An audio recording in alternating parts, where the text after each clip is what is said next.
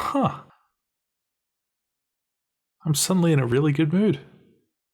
Hey folks, welcome to the Altered Mood / mood shift behind the scenes. Got a few things to talk about, some of them more significant than the others. I guess I'll start with the background. That was a 2D plane that I drew with a circle perspective in Photoshop.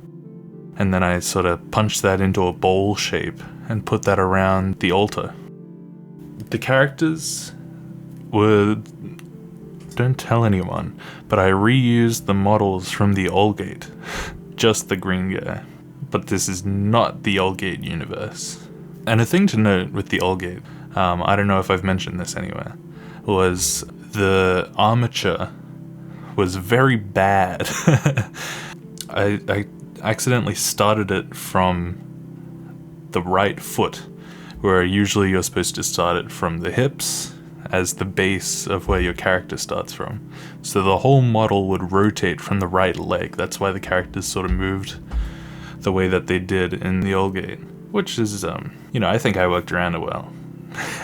I used the rig from the Allgate all the way up until the stabbing sequence, and switched to a new rig. The reason I did that is because I have this.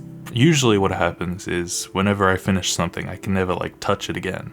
But I just didn't like the way that it had turned out. I remade it and I uploaded it on YouTube and I was like, yeah, that's good. And then I got the new rig and I was like, well, let's see if I can fix this animation. So I applied it and I did it again and I was like, that looks a lot better. And then I just ended up keeping the edit that I did in Premiere that tried to salvage the original animation. It looks weird, but it is weird. The edit that I did to try and salvage the first animation was I took the animation and sort of made it longer. So it started at 2 frames, then 4 frames, and then I sort of blurred them together and then just blurred the whole thing with a motion blur. And I think that it also helps because it's censoring the violence from YouTube, because I don't know if I would actually be allowed to show that. All the sound effects were from Silent Hill 2. I did a little bit of audio pitching to make it sound a little more original.